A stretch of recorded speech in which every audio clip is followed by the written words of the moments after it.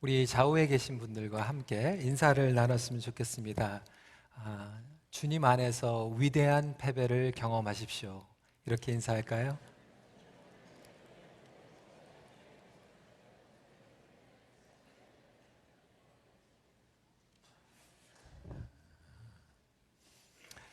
우리 야곱 인물 강의 위대한 패배라는 제목으로 말씀을 나누고 있는데, 오늘은 세 번째 은밀한 유혹이라는 제목으로 함께 살펴보도록 하겠습니다. 유혹은 은밀하게 찾아와서 우리를 파멸시키는 무서운 힘을 가지고 있습니다. 하나님께서 우리의 인생 가운데 준비하신 놀라운 복을 훔쳐가기 때문에 참 무서운 것입니다. 우리가 야곱을 공부하면서 야곱의 아버지인 이삭도 살펴보게 되는데, 이삭이라고 하는 인물은 하나님을 경외하고 순종했던 믿음의 사람이었습니다. 그런데 결국 노년에 자기의 욕망으로 눈이 멀게 되고 아내와 야곱에게 속임을 당하게 되죠. 원래 하나님께서 이삭에게 주신 놀라운 복이 있습니다. 창세기 26장 3절 4절 말씀 제가 읽어드리겠습니다. 이 땅이 거류하면 내가 너와 함께 있어 내게 복을 주고 내가 이 모든 땅을 너와 내 자손에게 주리라. 내가 내 아버지 아브라함에게 맹세한 것을 이루어 내 자손을 하늘의 별과 같이 번성하게 하며 이 모든 땅을 내 자손에게 주리니 내 자손으로 말미암아 천하 만민이 복을 받으리라. 하나님께서 이삭의 아버지였던 아브라함에게 주셨던 똑같은 약속을 이삭에게 주시면서 네가 이 땅에 거하면, 그리고 나를 의지하면 너의 아들들에게 엄청난 축복을 주시겠다라고 약속을 하셨어요. 근데 결국 이삭이 유혹에 넘어가고 욕망에 눈이 멀게 되니까 이 두 아들들이 서로 속이고 죽이려고 하고 흩어져 버리는 비극을 경험하게 됩니다. 그래서 여러분, 유혹은 무서운 것입니다. 그런데 이 유혹이라고 하는 것이 먼 곳에서 우리에게 약속을 하고 예약을 하고 찾아오는 것이 아니라 일상생활 가운데서 은밀하게 교묘하게 찾아오는 것을 또한 알게 됩니다. 그래서 오늘 말씀을 통하여서 유혹이라고 하는 것이 어떻게 은밀하게 우리의 삶 가운데에서 찾아오는지 살펴보길 원합니다. 첫 번째로, 유혹은 어제의 승리 후에 반드시 찾아옵니다. 어제의 승리가 오늘의 유혹으로부터 절대로 우리를 보호해 주지 않는다라고 하는 것이죠. 이삭은 우리가 아는 것 같이 정말로 젊어서 하나님을 의지하는 말씀의 사람이었습니다. 그가 소년이었을 때 아버지 아브라함이 이삭을 바치라고 명령하셨을 때 그 모리아산에 올라가면서 이삭은 이미 사춘기를 지나가면서 그 사태를 파악하고 있었어요. 자기의 생명이 없어질 수도 있겠다라고 하는 그 위험 가운데서도 하나님을 신뢰하고 아버지를 신뢰하면서 모리아산까지 올라가는 대단한 믿음의 청년이었습니다. 결국 하나님께서 보호해 주시고 성인이 된 후에도 주위의 그 핍박과 방해 가운데에서도 믿음을 지키고 우물을 판 어른의 이삭의 모습을 보게 됩니다. 근데 안타깝게도 여러분, 그는 노년에 영적으로 눈과 감각이 무뎌지고 말게 됩니다. 성경은 이 무뎌진 이삭의 모습을 낱낱이 기록하고 있습니다. 27장 1절 앞부분에 이렇게 얘기하고 있죠. 이삭이 나이가 많아 눈이 어두워 잘 보지 못하더니. 물론 연세가 드시고 눈이 안 보이고 귀가 안 들릴 수도 있겠지만, 오늘 이 성경이 의도적으로 얘기하는 것은 그냥 노후 사태로 이렇게 감각이 무뎌지는 것을 얘기하는 것이 아니라 영적인 감각이 무뎌지고 있다는 것을 보여주고 있는 것입니다. 22절 말씀 같이 읽어보실까요? 시작. 야곱이 그 아버지 이삭에게 가까이 가니 이삭이 만지며 이르되 음성은 야곱의 음성이나 손은 에서의 손이로다 하며. 그러니까 지금 영적 감각이 완전히 무뎌지고만 이삭의 모습을 보여주고 있는 것입니다. 그래서 나이가 들어서가 아니라 영적인 감각이 분별하지 못해서 잘못 축복하게 되지요. 23절 말씀, 그의 손이 형 에서의 손과 같이 털이 있으므로 분별하지 못하고 축복하였더라. 영적인 분별력을 완전히 잃어버리고 맙니다. 성도 여러분, 이러한 모습이 저와 여러분들에게 얼마든지 일어날 수 있다라고 하는 것입니다. 특별히 과거의 과거의 영적인 승리를 했다라고 하신 성도님들이 오히려 이러한 유혹에 잘 빠져넘어갈 수 있다라고 하는 것입니다. 알렉산더 와이트라고 하는 분은 강에서 이렇게 얘기를 하고 있습니다. 이삭의 삶을 자세히 읽어보면 주목하는 부분이 있다. 가인은 질투로 인하여, 노아는 포도주로, 함은 무례함으로, 롯은 부귀와 재물, 사라는 교만과 기다리지 못함으로 유혹에 빠진 것과 같이 이삭은 사냥으로 잡은 군침 도는 고기로 인하여 쓰러지게 되었다는 것이다 라고 이야기를 하고 있습니다. 그렇다면 저와 여러분들은 무엇이 유혹으로 찾아옵니까? 우리의 감각을 넘어뜨리는 유혹은 무엇입니까? 너무 어려우세요? 쉽게 여쭤보겠습니다. 여러분 무슨 낙으로 살아가세요? 여러분들이 무슨 낙으로 살아가느냐가 가장 큰 유혹이 될 수 있다라고 하는 것입니다. 이 성경에도 보면 노아가, 이번 주에 저희 창세기 말씀을 쭉 보면서 노아가 하나님의 말씀을 준행했어요. 순종했어요. 신뢰했어요. 그런데 그 어제의 영적인 승리 다음에 포도주에 취해가지고 자기의 부끄러움을 자녀들에게 보여주는 안타까운 유혹이 찾아오게 되는 것입니다. 우리 예수님도 세례 요한에게 세례를 받으면서 하늘문이 열렸어요. This is my son, with you I am well pleased. 내가 기뻐하는 자라라고 그 음성을 듣는 영적인 하이라이트 후에, 클라이막스 후에 유혹이 찾아온다라고 하는 것입니다. 물론 예수님께서는 유혹을 이겨내셨습니다. 하지만 저와 여러분들은 어제의 영적인 승리로 말미암아 자만심이 찾아오게 되고 교만함이 찾아오게 되고 영적인 나태함 가운데에서 안테나가 완전히 묻어져 버린 생활을 할 수 있다라고 하는 것입니다. 우리 어르신들도 마찬가지예요.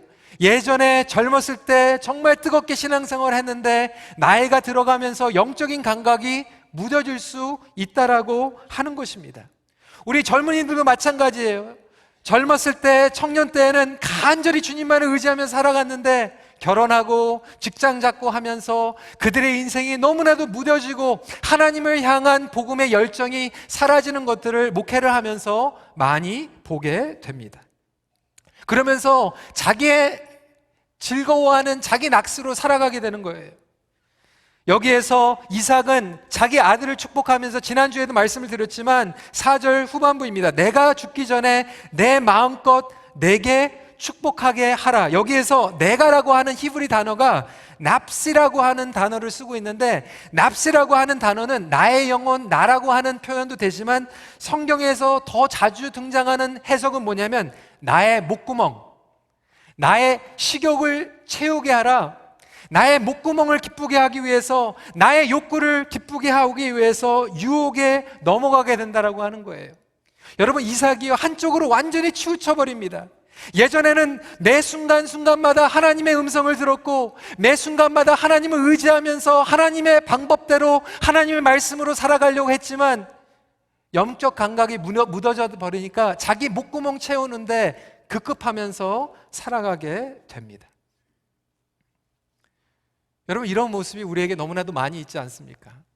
얼마 전에, 몇 달 전이죠, 우리 박재현 목사님 생신 잔치를 하면서 제가 말씀을 이렇게 전하는데 그 생각이 들었어요. 우리 목사님 90이 넘으셔서도 정말 존경받으시고 사랑받으시고, 제 소원이 그렇게 생기더라고요. 하나님, 저도 나중에 저렇게 끝까지 잘 마무리를 해서 나중에도 정말 존경받고 그리고 사랑을 받았으면 좋겠는데, 제 주위에 있는 것들을 이렇게 보면 참 변질될 수 있는 그런 유혹들이 너무나도 많이 찾아오는 거예요.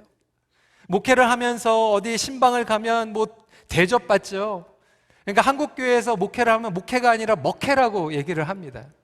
이는 먹회하면서 편하게 신앙생활 할 수 있다라고 하는 거예요. 목회도 할 수 있다라고 하는 거예요. 신방을 갔는데 여러분 하나님 앞에 헌금을 하면요, 그냥 교회에 오셔가지고 헌금하시면 됩니다. 저한테 헌금하지 마세요. 저한테 봉투 주지 마세요. 저한테 봉투 주셔가지고 헌금하신다고 그러면 저는 옆에 우리 신방 전사님한테 드려가지고 교회에 헌금하라고 하든지 아니면 주일날 가가지고 재정부에 헌금하라고 그렇게 부탁을 합니다. 여러분, 그게 잠깐이에요. 제가 잘 아는 우리 1.5세 목사님이 미국에서 목회를 하다가 한국의 아주 대형 교회의 부목사로 이렇게 가셨어요.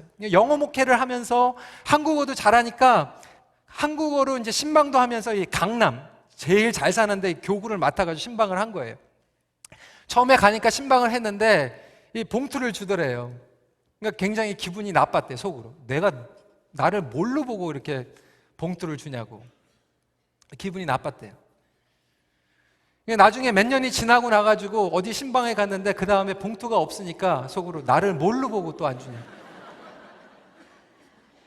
그 순간, 그 생각이 순간에 딱 쓰는가, 내가 보따리 싸야 되겠다. 보따리 싸가지고 다시 미국으로 오셨어요.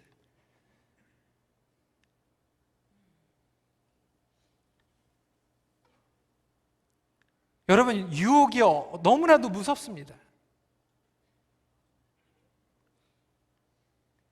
그래서 저는 우리 여자분들 저 태워달라고 그러면 안 태워드립니다. 제가 친절하지 않아가지고 안 태워드리는 게 아니에요. 안 태워드립니다. 60세가 넘으신 분들은 제가 태워드리는데 그 미만은 안 태워드립니다. 예전에는 55세였는데 이제 올라갔어요. 60세로. 가끔 가다가 제가 사무실에서 준비하고 있는데 녹화하셔가지고 목사님 기도해 주세요. 여자분들이 이렇게 혼자 찾아오시면 제가 기도 안 해드립니다.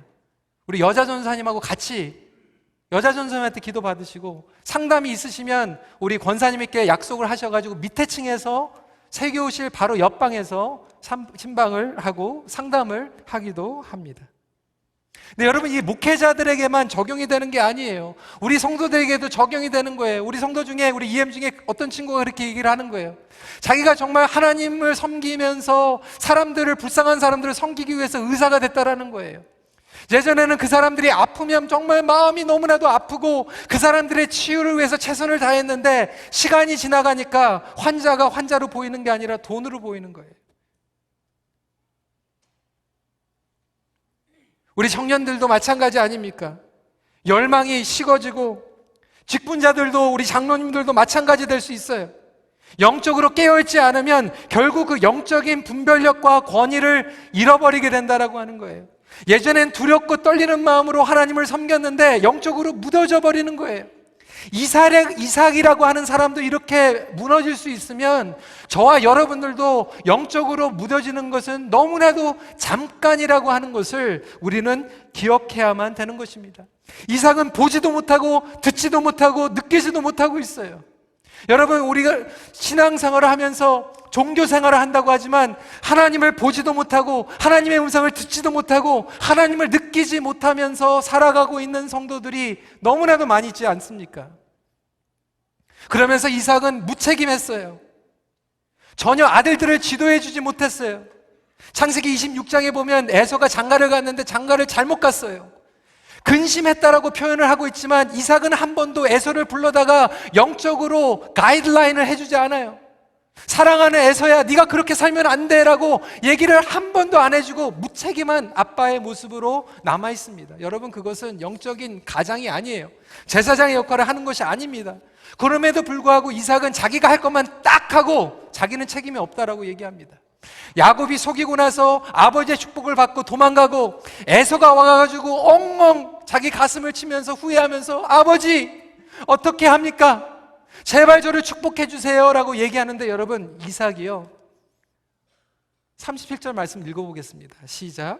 이삭이 에서에게 대답하여 이르되 내가 그를 너의 주로 세우고 그의 모든 형제를 내가 그에게 종으로 주었으며 곡식과 포도주를 그에게 주었으니 내 아들아, 내가 내게 무엇을 할 수 있으랴. 이 마지막 부분 보세요. 내 아들아, 내가 너에게 뭘 해줄 수 있냐? 나 할 거 다 했다.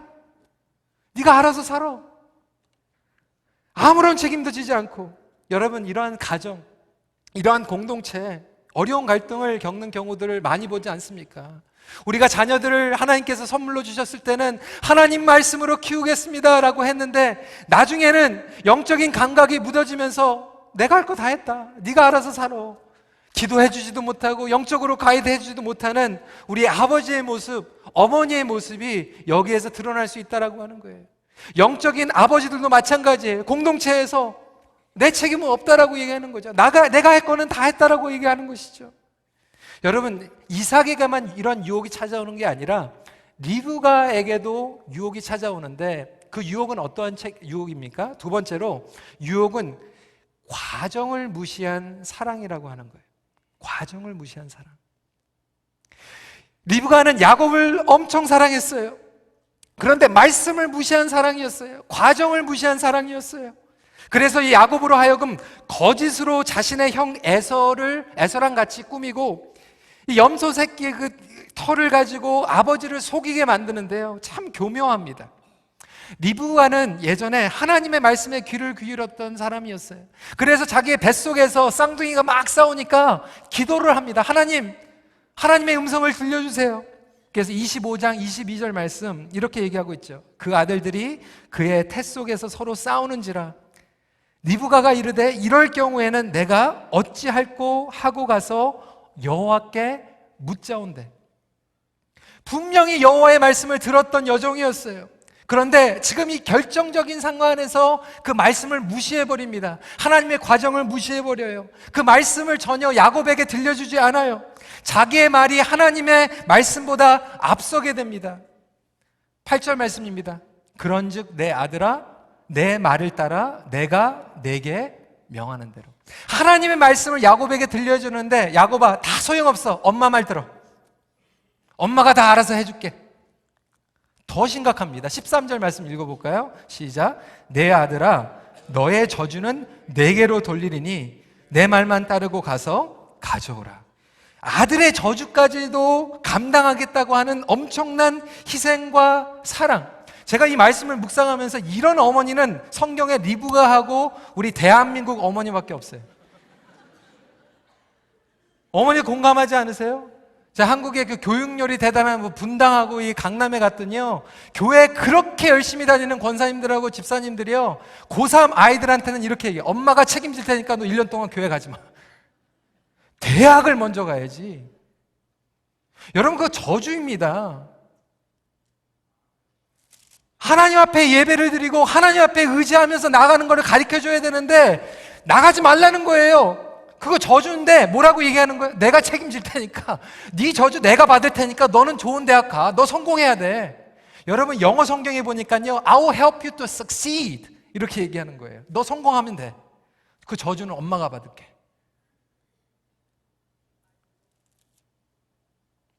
여러분, 우리의 삶 가운데서 이러한 열심이 얼마나 많은지 몰라요. 말씀에서 어긋난 열정이에요. 말씀에서 어긋난 헌신이에요.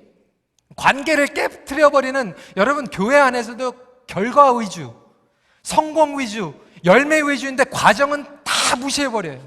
말씀은 다 무시해버려요. 그리고 정당화합니다. 그래도 야곱 축복받지 않았습니까?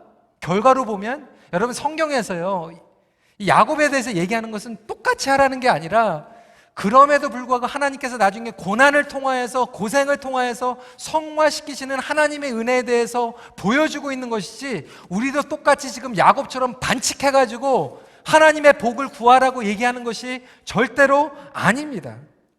그런데 우리는 이런 유혹에 너무나도 많이 들어가는 거예요. 특별히 실용주의, 공리주의자들은 이런 성향을 가지고 있어요. 그래서 가장 무서운 유혹은 지금 당장 원하는 것을 위해서 과정을 무시하라는 거예요. 네, 여러분, 지금 한국교회 보십시오. 무너지고 있는 한국교회들, 무너지고 있는 지도자들, 결과주의로 숫자로는 성공을 했고 학력은 다 했는데 나중에 그 과정을 무시한 게 다 되돌아옵니다. 다 돌아와요. 속이고 거짓말하고 법 어기고. 사랑하는 성도 여러분, 하나님께서는 과정도 중요하게 여기십니다. 반칙을 해가지고 이기면 이기는 게 아니에요.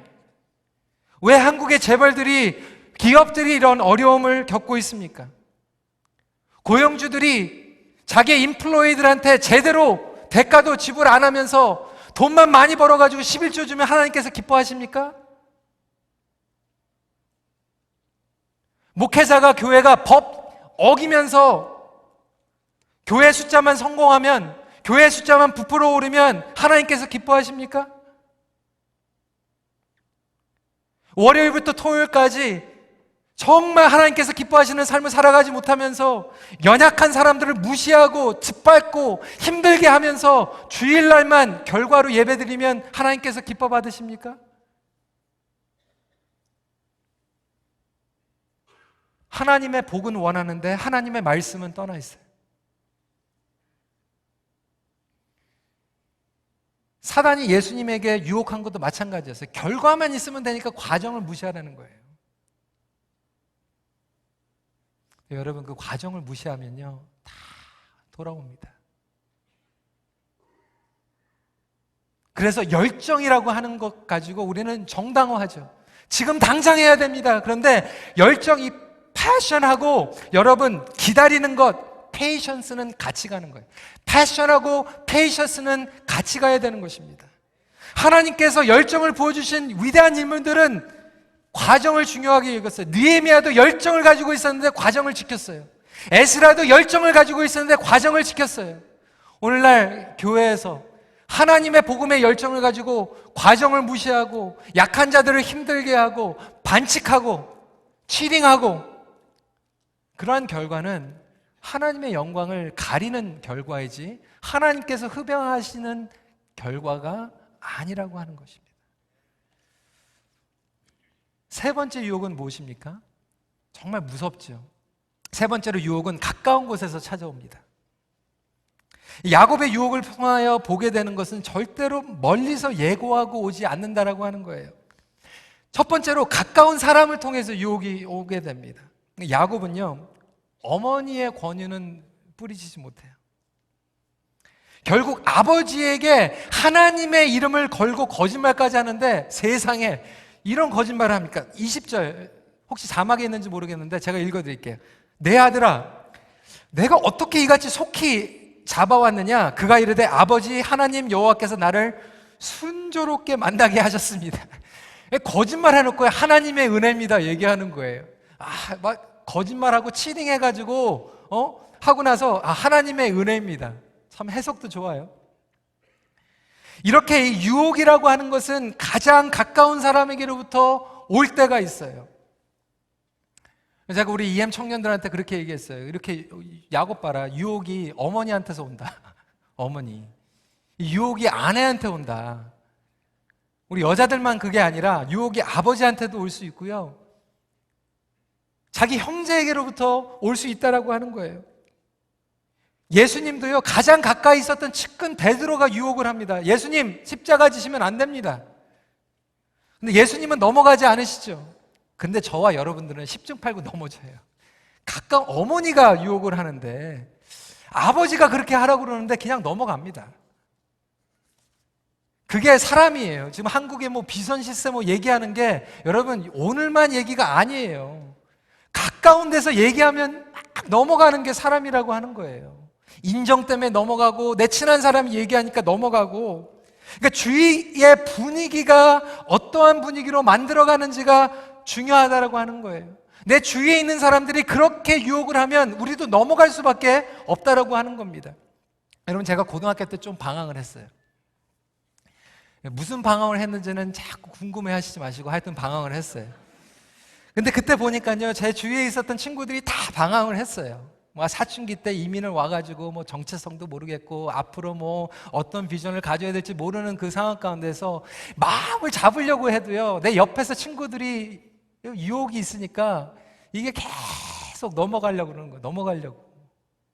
근데 여러분, 이 사춘기 고등학생들만 아는 게 아니라 신앙에 지금 사춘기에 계시는 분들이 너무나도 많아요. 그러다 보니까 주위에서 목장이나 공동체나 또래에 계신 분들이 계속해서 유혹하는 거예요. 다른 사람들을 헐뜯고 뒤에서 욕하고 뒤에서 막 가십하고 막 이런 유혹들이 우리를 너무나도 달콤하게 은밀하게 뒤집어 놓을 때가 많이 있다라고 하는 거예요. 여러분, 근데 반면에 제가 이 말씀을 하면은 또 오해하시는 분들이 있어요. 듣기 좋은 것만 얘기하는 사람, 무조건 긍정적인 얘기하는 사람, 그런 사람들만 주위에 있는 것이 또 좋은 것도, 그것도 유혹이에요. 제가 목회를 하면서도 보니까 몇 주 전에 말씀을 드렸는데 다른 기질이 있어요. 다른 성격이 있어요. 다른 관점이 있어요. 근데 목회를 하면서 정말 올바른 길로, 하나님 길로 나가기 위해서는 나와 다른 기질, 다른 관점, 다른 경험을 하신 분들도 주위에 필요하다라고 하는 거예요. 유혹은 뭐냐면 나한테 그냥 목사님 최고입니다, 목사님 잘하고 있습니다, 목사님 무조건 잘 되고 있습니다라고 얘기만 하는 것이 아니라 정말 다르게 볼 수 있는 사람들의 이야기도 들을 수 있는 것도 필요하다고 하는 거죠. 여러분, 그런 말씀을 들려주시는 거는 중요해요. 잘 됐다, 이제부터 실컷 해야지, 또 이렇게 생각하시면, 근데 잘 하셔야죠. 저를 상처 주지 마시고 잘 해주셔야죠. 왜냐하면 두 번째로 유혹이 어디에서 오냐면, 가까운 사람, 식구들보다 더 무서운 게 어디서 오냐면 내 상처에서 와요. 내 안의 상처를 통해서 유혹이 옵니다. 야곱은요, 평생 아버지한테 인정을 받지 못했어요. 아버지한테 사랑받지는 못하고 노골적으로 이삭은 에서만 좋아했어요. 어머니 사랑을 받았지만요, 아들은요 아버지한테 인정을 받아야 되거든요. 근데 여러분, 우리 상처는요 가장 vulnerable해요. 가장 연약합니다. 그래서 여러분, 그 상담가들이 얘기하는 게 기질이 중요한데, 성격이 중요한데, 성격과 기질보다 더 강하게 역할하는 게 뭐냐면 상처예요. 상처만, 누가 소금만 조금만 뿌리면 다 뒤집어집니다. 내가 1년 동안 하나님 열심히 섬겨야지 이렇게 했다가 누가 상처에 소금만 쫙 뿌리면 다 엎어지는 게 이게 사람이에요. 여러분, 상처 없으세요? 상처 다 있습니다. 그래서 상처라는 것을 통해서 모든 것을 해석하기 시작하고 모든 것을 결정하고 행동하기 시작합니다. 교회 안에서도, 식구들 안에서도 여러분, 불신이 왜 찾아옵니까? 분열이 왜 찾아옵니까? 그 유혹들이 상처를 통해서 찾아오게 되는 거예요. 어떤 분들은 소외감의 상처를 가지고 있어요. 어떤 분들은 열등감의 상처를 가지고 있어요. 어떤 분들은 낮은 자존감의 상처를 가지고 있고 버림받음의 상처를 가지고 있는 거예요. 그러니까 별의 별 모습들이 다 나오는 거예요. 여러분, 그러다 보니까 제가 이제 예배 끝나고 나서 될 수 있으면 여러분들 손도 잡고 이제 인사를 하려고 그러는데, 그냥 1000명이 넘는 분들이 이렇게 막 쏟아져 나오니까 어떤 분들의 악수는 하고 어떤 분들의 악수는 못 하거든요. 그래, 악수를 못 하고 이렇게 지나간 분들이 때로는 이렇게 상처를 받을 때가 있어요. 내가 지난달에 11조를 안 냈더니 목사님이 이렇게 악수를 안 하는구나. 11조 냈는지 안 냈는지 저 모르거든요. 내가 고등학교를 좀 좋은 고등학교를 못 나와가지고 인사를 안 하는구나. 우리 부모님이 교회를 안 나오니까 나를 무시하는구나. 내가 장로가 아니니까 무시하는구나. 저는 그런 거 몰라요. 그런데 자기가 가지고 있는 상처, 여러분, 상처는요 사단이 제일, 소금만 뿌리면 그냥 뒤집어지기 때문에 제일 좋아하는 수법이 상처 건드리는 거예요. 상처만 딱 건들고 가면 거기는 뒤집어 엎어지는 거예요. 은혜로 가다가 상처만 딱 튀어나오면 난리가 나는 겁니다. 상처는 사단이 조금만 소금만 뿌려도 조급함이 나오고 비교의식이 나오고 경쟁심이 나오고 불안감이 나오고 두려움이 나오면서 이것을 종합 세트로 가지고 와요. 종합 세트로.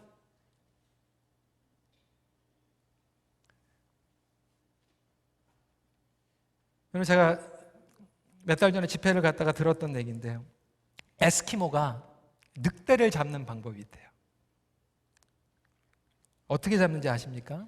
날카로운 칼에다가 늑대가 좋아하는 그 피를 묻히는 거예요. 그래서 이제 거기에다 얼음을 싸가지고 이렇게 얼려 놓습니다. 얼려가지고 이제 밤에다가 놓으면 늑대가 그 냄새가 굉장히 좋기 때문에 그 냄새를 맡고 나서 와가지고 자기가 좋아하는 동물의 피가 있으니까 그거를 핥기 시작해요. 근데 그게 얼어져 있으니까 자기의 혀가 금방 무감각해지게 됩니다. 그러면서 그 피가 맛있으니까 계속해서 핥는데 무감각해지니까 결국은 그게 동물의 피가 아니라 자기의 피인지 모르고 계속해서 핥다가 나중에 피를 다 쏟아부어가지고 거기서 그냥 죽어버리는 거예요. 여러분 무섭지 않습니까? 사단의 수법이 그건 것 같아요. 그냥 우리 상처를 그냥 딱 건드려 보면 그 다음부터는 그냥 게임 끝나는 거예요. 그 상처 때문에 그냥 오해하고 그 상처 때문에 다 모든 것들을 보면서 뒤집어지고 난리가 나니까 관계가 다 깨지고 하나님과의 약속했던 거 다 잃어버리고. 여러분 그랬어요. 지도자도요 상처 치유를 받아야 돼요. 그런데 아버지도 상처를 치유를 받아야 되고요, 어머니도 상처를 치유받아야 됩니다. 저는 우리 결혼하기 전에 청년들이 이렇게 찾아와서, 목사님, 나의 백마탄 왕자는 어디 있습니까? 내가 결혼할 자매는 어디 있습니까? 이렇게 물어보면 그 얘기를 해요. 기다리는 동안 그냥 대책 없이 기다리지 말고 하나님께서 당신의 상처를 좀 치유할 수 있도록 준비를 해라. 여러분, 이 남자 상처가 있고 여자가 상처가 있어가지고 결혼하자는 건 난리가 아니에요. 서로 힘듭니다. 상처가 완전히 다 치유될 수는 없을지라도 자기 상처가 뭔지는 알아야 된다는 거예요. 그거를 파악을 해야지 이겨낼 수 있는 것이고, 그것을 서로에게 얘기해야지 그것을 통하여서 서로가 기도하면서 하나님 앞에 가까이 나갈 수 있다라고 하는 거예요. 여러분 상처는 무엇입니까? 혹시 여러분들이 힘들어하고 있는 이유, 정말 때려치고 싶고 고만두고 싶고 정말 가가지고 뭐 해대고 싶은 그 유혹이 혹시 여러분 상처 때문에 일어나는 거 아닙니까? 오늘 말씀을 정리하면서, 그렇다면 오늘도 끊임없이 이렇게 은밀하게 무섭게 찾아오는 유혹들을 어떻게 이겨내느냐? 문제만 얘기하고 끝나면 안 되잖아요. 어떻게 이겨냅니까? 방법은 딱 하나밖에 없어요. 이 유혹이라는 것이 우리에게 가까운 곳에서 찾아오기 때문에 하나님과 더욱 가까이 하는 것만이 무서운 유혹을 이겨낼 수 있다라고 하는 것입니다. 유혹이 가까운 데서 찾아오기 때문에 해결책은 하나님이 더 가까운 데 있을 때 있는 거예요. 세상의 아버지는요 상처를 주기도 해요. 세상의 아버지는 상처 주고 대책이 없어요. 근데 하나님께서는요 상처를 치유까지 해주십니다. 하나님을 온전히 깨달아갈 때 비로소 상처를 치유받게 됩니다. 하나님을 신뢰하는 길만이 유혹을 이길 수 있는 길이에요. 제가 우리 토요 새벽에 특세하면서 마지막 날 주기도문 강의하면서 우리를 시험에 들게 하지 마옵소서 하면서 그 말씀드리지 않았습니까? 자녀들도요 부모님들한테 사랑을 많이 받으면 웬만해 가지고는 유혹에 안 넘어갑니다.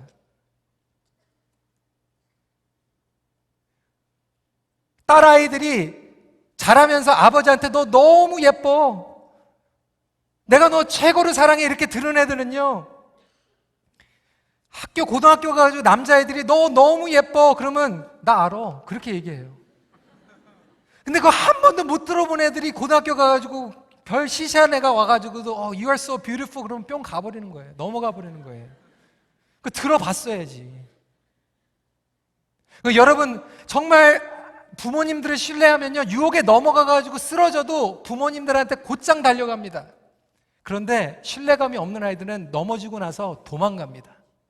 신앙도 마찬가지예요. 유혹에 넘어지지 않는 것은 하나님을 신뢰하고 넘어져도 하나님 앞에 달려가는 길만이 유일한 방법이라고 하는 것입니다. 하나님과 가까이 한다는 것은 모든 유혹을 물리치신 예수 그리스도와 가까이 동행하는 것입니다. 그래서 내려놓음이라고 하는 책을 쓴 이용규 선교사님이 이렇게 얘기를 했어요. 양이 세상의 유혹이라는 이리를 이길 수 있는 유일한 방법은 목자 곁에 머물러 있는 것이다. 양이 목자와 함께 있는 한 안전하다. 유혹을 이길 수 있다. 여러분 어제 영적으로 뜨거웠다고 오늘 방심하시면 오늘 넘어지는 거예요.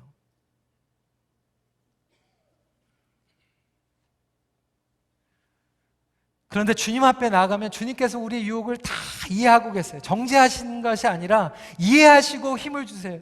히브리서 4장 15절 말씀 같이 읽겠습니다. 시작. 우리에게 있는 대제사장은 우리의 연약함을 동정하지 못하실 이가 아니요 모든 일에 우리와 똑같이 시험을 받으신 이로되 죄는 없으시니라. 여러분, 이게 위대한 패배예요. 위대한 패배라는 건 뭐냐면 어제의 승리에도 교만치 않고 어저께 내가 영적으로 뜨거웠어도 오늘 주님 앞에 무릎 꿇지 않고서는 주님 없이는 못 살겠다라고 달려가는 것이 위대한 패배인 줄 믿으시기 바랍니다. 인생의 가장 축복은 별게 아니에요. 예수님과 가까이 하는 동행하는 거예요. 주 안에서 영적인 감각을 회복하는 거예요. 여러분, 우리가 교회의 신앙인으로서 예배는 드리고 있는데 영적 감각이 다 묻어져 가지고 그렇게 보지도 못하고 듣지도 못하고 만지지도 못하면서 살아가는 것이 아니라 정말 하나님과 가까이 나갔으면 좋겠어요. 유혹은 그래서 축복과 관계가 있어요. 유혹은 하나님께서 준비하신 축복을 훔쳐갈 수도 있지만 그것을 믿음으로 예수 그리스도 안에서 이겨내면요, 하나님의 복으로 달려가는 지름길이 될 수도 있는 거예요. 요셉과 같은 인물은요, 유혹이 왔는데 하나님을 경외하고 넘어가지 않으니까 고난은 받기는 하지만 나중에 하나님께서 준비하신 복을 받게 됩니다. 저는 저와 여러분들이 이런 삶을 살아갔으면 좋겠어요. 말씀을 정리합니다. 예수님을 향한 영적 감각의 회복으로 유혹을 이기며 숨겨진 축복을 누리십시오. 기도하시겠습니다. 이 시간에 주님 앞에 간절한 마음으로 나아갈 때 혹시 저와 여러분들이 교만하지는 않았습니까? 어제 승리 안주하면서 좀 너무나도 우리의 식욕과 우리의 목구멍을 채우는 그런 삶을 살아가고 있지는 않습니까? 하나님이 우리의 낙이 되는 것이 아니라 그 유혹이 우리의 낙이 되었던 이삭이 청년 때, 소년이었을 때 간절하게 하나님을 의지하면서 나갔지만 결국 노년 때에는 보지도 못하고 듣지도 못하고 만지지도 못하는 영적인 안테나가 다 망가져버린 삶을 살았다면 우리 시간에 기도했으면 좋겠어요. 하나님, 저에게 영적인 분별력을 주시고 깨어있게 하여 주셔서 그렇게 유혹에 넘어가는 것이 아니라 하나님의 말씀을 붙잡고 오늘도 그 말씀 안에 위대한 패배를 경험할 수 있도록 인도하여 주시옵소서. 기도해 주시고요. 또한 혹시 우리 부모님들 혹시 우리 자녀들 너무나도 사랑한다고 생각했지만 하나님의 말씀을 무시했고 과정을 무시해서 우리 자녀들이 정말 세상적인 성공을 향해서 달려가고 있지만 말씀, 과정은 무시한 채 달려가고 있는데 그것까지도 우리는 무시해버리고 내가 저주받지, 그 잘못된 거죠. 우리 이 시간에 좀 회개했으면 좋겠고요. 우리 청년들도 마찬가지. 하나님, 나의 상처를 어루만져 주시옵소서. 그 유혹이 나의 상처로 인하여서 무너지게 만드는데 하나님, 이 시간에 제가 온전하게 치유될 수 있도록 인도하여 주시옵소서. 우리 이 시간에 간절한 마음으로 기도하는 시간 갖도록 하겠습니다.